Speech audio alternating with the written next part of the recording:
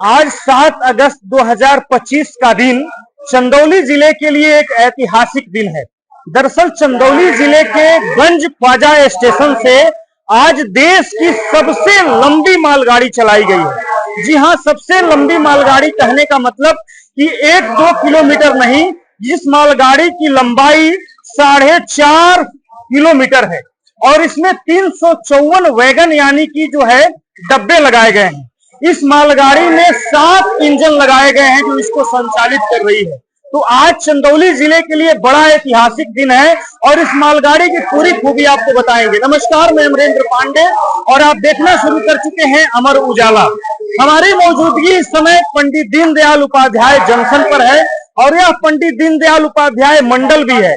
इस मंडल ने आज एक बड़ा इतिहास रचा है। इतिहास इन अर्थों में भी कहा जा सकता है कि इस मंडल ने आज देश को सबसे बड़ी मालगाड़ी दी है जिसका नाम है रुद्रास्त्र। यह रुद्रास्त्र मालगाड़ी जो है इसमें 354 वैगन यानी कि डब्बे लगे हुए हैं और 7 इंजन लगे हुए हैं। ये 4.5 किलोमीटर लंबी है। चंदौली के गंज ख्वाजा स्टेशन से शाम के 2:20 पर इसको रवाना किया गया। जी हां, इस मालगाड़ी में फिलहाल कोई माल नहीं लादा गया, खाली थी। ट्रायल के रूप में आज इसको संचालित किया गया। गंज ख्वाजा स्टेशन से 2:20 पर यह मालगाड़ी जिसका नाम रुद्रास्त्र है इसको रवाना किया गया और 7:30 पर यानी कुल 5 घंटे 10 मिनट में यह गढ़वा स्टेशन पहुंची है। यानी कि इस मालगाड़ी को पहुंचने में जो गति रही वह 40 किलोमीटर प्रति घंटे की रफ्तार रही। और ये पूरी तरीके से समझिए कि यह ट्रेन आ जाने के बाद खास करके माल ढुलाई को लेकर के बड़ी आसानी होगी। देखिए, रेलवे जो है यात्रियों की सुविधाओं के लिए तो काम करता ही है, लेकिन रेलवे जो सबसे बड़ा काम करता है वह देश की अर्थव्यवस्था में काम करता है। दरअसल एक बड़े स्तर में और बड़े ज्यादा जो माल होते हैं उसको एक स्थान से दूसरे स्थान पर भारी क्षमता में पहुंचाना यह रेलवे का काम करता है। और जो मालगाड़ियां सामान्य तौर पे होती हैं 1 इंजन की 2 इंजन की, उसमें बहुत ज्यादा माल नहीं जा पाता। ऐसे में 354 डब्बे की मालगाड़ी जब चलेगी तो इसमें एक बार में इतनी ज्यादा माल जो है एक दूसरे जगह पे पहुंचाया जा सकता है, आप सोच सकते हैं। आप वीडियो में देख रहे हैं कि इसके डब्बे इतने ज्यादा हैं कि आप गिन नहीं सकते। आपको गिनने में भी 10 से 15 मिनट का समय लगेगा। यह मालगाड़ी देश की सबसे मालगाड़ी है, सबसे लंबी मालगाड़ी है और इस मालगाड़ी के चलने के बाद से सबसे ज्यादा जो आसानी होगी, जो सबसे बड़ा राहत मिलेगा वह कोयला ढुलाई में मिलेगा। आपको मालूम होगा कि धनबाद रूट जो है वह कोयला ढुलाई के लिए सबसे ज्यादा जाना जाता है देश में।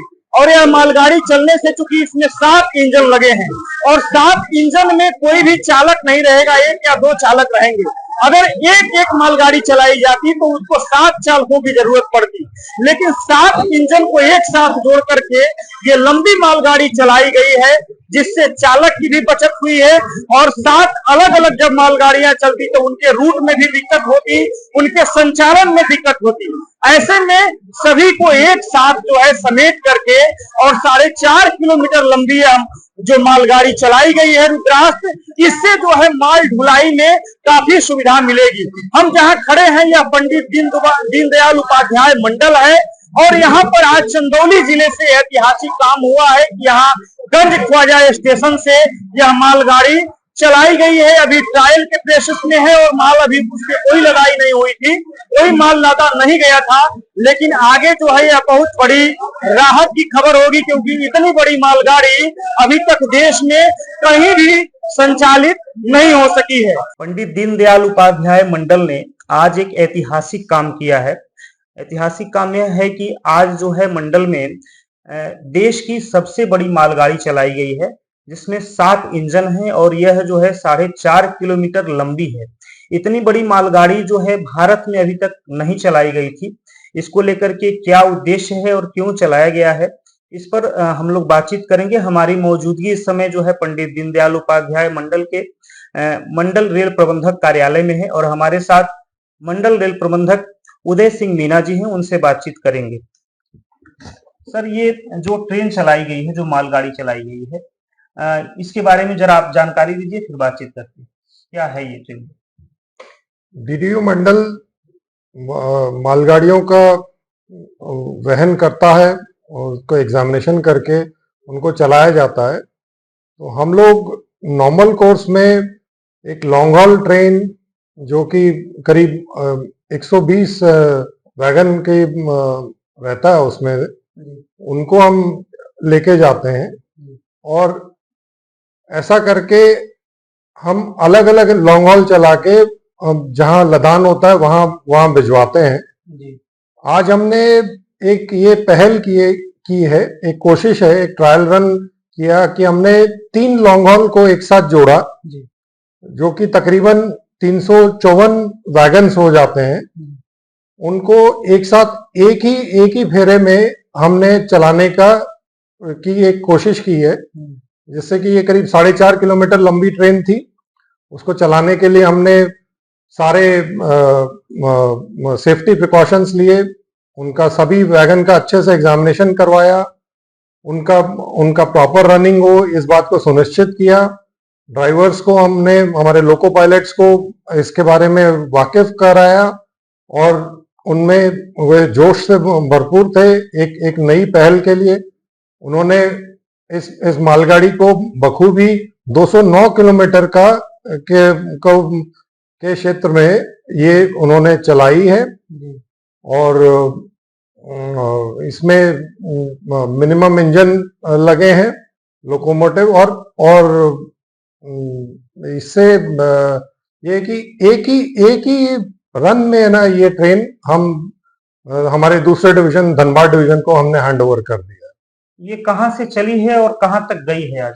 ये हमारे डीडीयू डिवीजन में पंडित दीनदयाल उपाध्याय के पास में ही गंज ख्वाजा स्टेशन है, वहां पर हमने इसका पूरा फॉर्मेशन करवाया सुबह में और इसको प्रॉपर रन देके और पूरा ओएचई में माना पूरा करंट रहे, उसको पूरा पावर को सुनिश्चित किया है हमने और इसको हमने डेडिकेटेड फ्रेट कॉरिडोर का भी इस्तेमाल किया है, जिसमें इस ट्रेन को चला के फिर हमने वापस इंडियन रेलवे टेरिटरी में इसको लिया है और करीब 209 किलोमीटर तकरीबन बिना रुके ये ट्रेन चली है।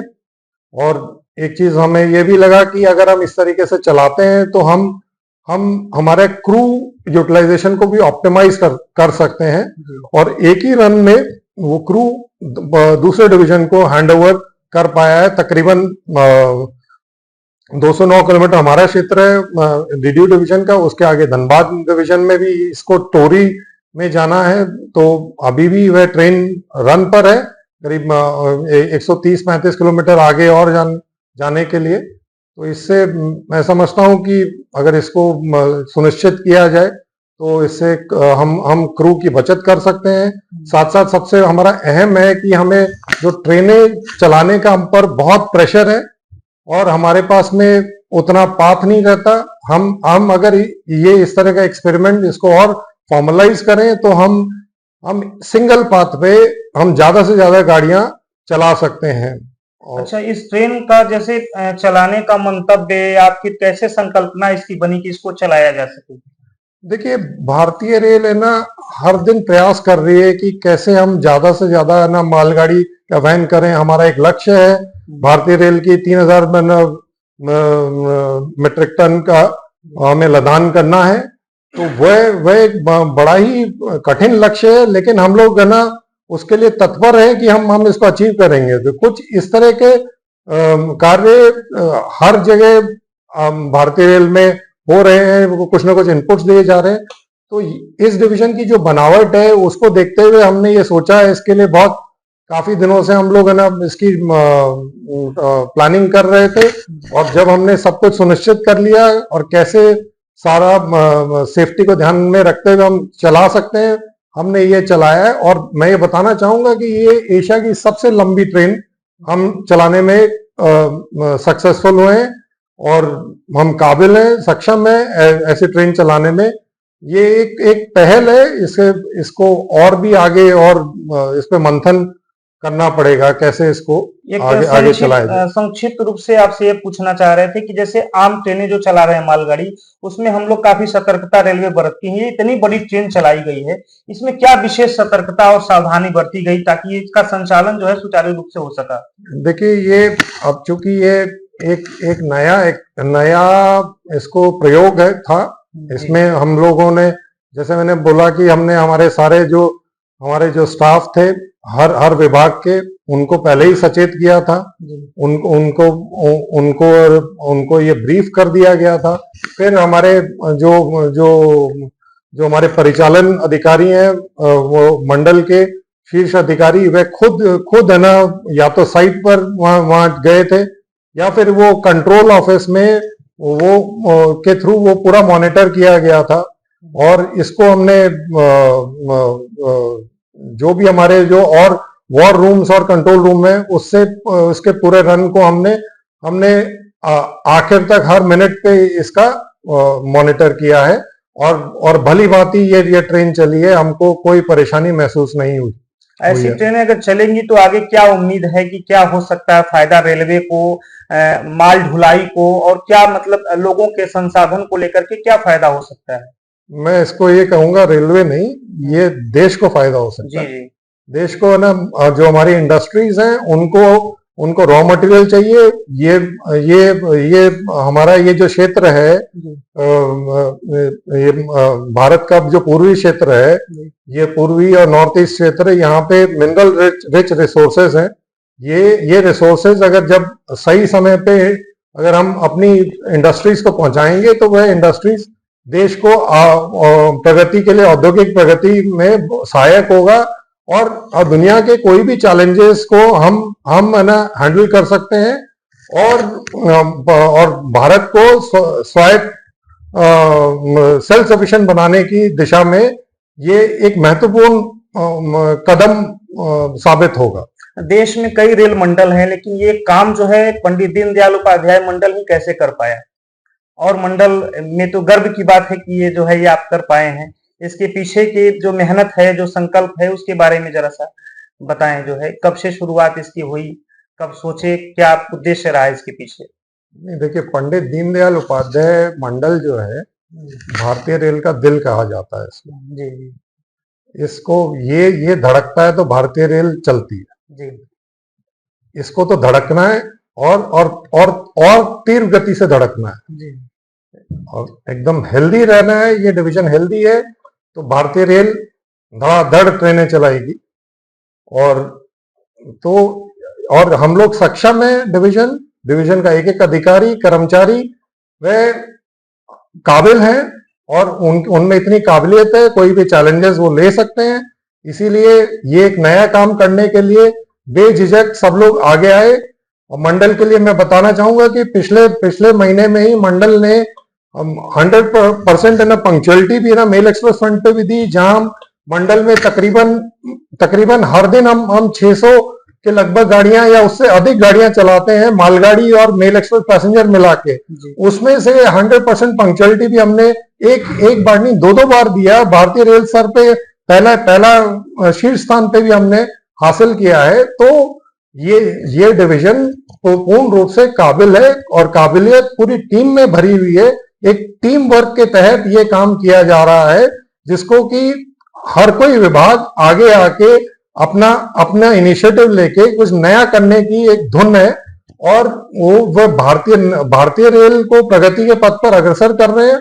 और साथ साथ देश को आगे बढ़ाने में भी हम लोग सोचते हैं कि हम अपना ये छोटा सा कंट्रीब्यूशन दे पा रहे हैं। आज जो ये मालगाड़ी चलाई गई है, इसके पीछे कौन कौन लोग रहे हैं, किनकी मेहनत लगी है इसमें? आज जो ये मालगाड़ी का, इतनी लंबी मालगाड़ी की हमने पहल किया है, इसमें अहम भूमिका हमारे वरिष्ठ मंडल परिचालन अधिकारी श्री केशव आनंद ने निभाई है। और उनकी टीम को उन्होंने ये कॉन्फिडेंस दिया, सजग किया, और एक ये आइडिया फ्लोट किया, और उस आइडिया को काफी दिनों से मंथन करके आज ये पॉसिबल कर पाए हैं।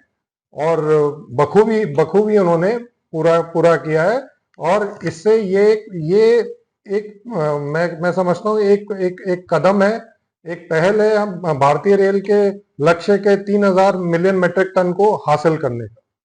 अगर आप ये वीडियो YouTube पर देख रहे हैं तो हमारे चैनल को सब्सक्राइब कर बेल आइकन दबाएं और Facebook पर देख रहे हैं तो हमारे पेज को लाइक करें।